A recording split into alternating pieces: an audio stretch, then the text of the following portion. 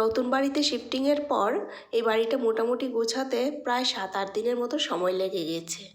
কেন কি রান্নাবান্না শেষ করে তারপর তো এক্সট্রা কাজগুলি করতে হয়, তার জন্য একটু সময়টা বেশিই লেগে যাচ্ছে। এখনও কিন্তু পুরোপুরি গোছানো কমপ্লিট হয়নি।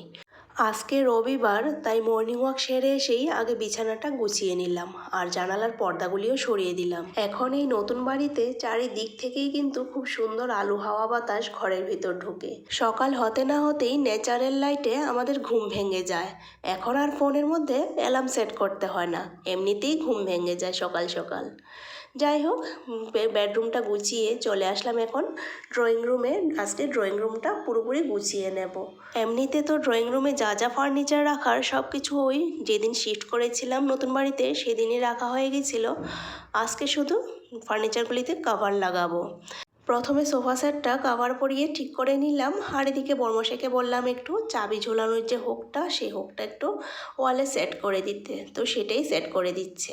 আর এদিকে আমি ড্রয়িং রুমে একটা সিঙ্গেল বেড রেখেছি, সেই বেডটার মধ্যে একটা বেডশিট পেতে দিচ্ছি।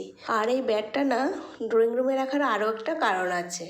বর্মশাই সারাদিন পর অফিস থেকে এসে ওই সোফাতে শুয়ে শুয়ে টিভি দেখে, তো ওই বলছে যে এই বেডটা এখানে রাখলে আমি এটাতে শুয়ে শুয়ে টিভি দেখতে পারবো, তো তার জন্যই বেডটা ড্রয়িং রুমে রাখা। যাই হোক, সব শেষে এবার চলে আসলাম ডাইনিং স্পেসে। ডাইনিং টেবিলটা একটু মেকওভার করতে সিম্পলভাবেই করছি।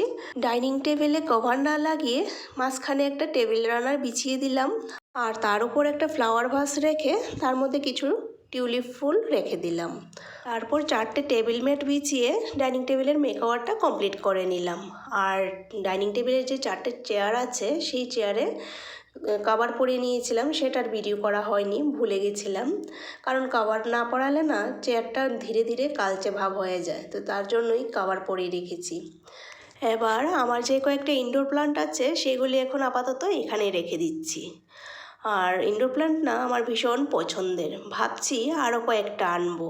এখন যেহেতু ঘরে কিছুটা জায়গা আছে, তার জন্য ভাবছি আরও কয়েকটা, মানে 1-2টো আরও ইনডোর প্ল্যান্ট তো এনে রাখাই যাবে। তো ড্রয়িং রুম গোছানো কমপ্লিট হয়ে গেল, এবার স্নান সেরে আগে পুজোটা করে নিই।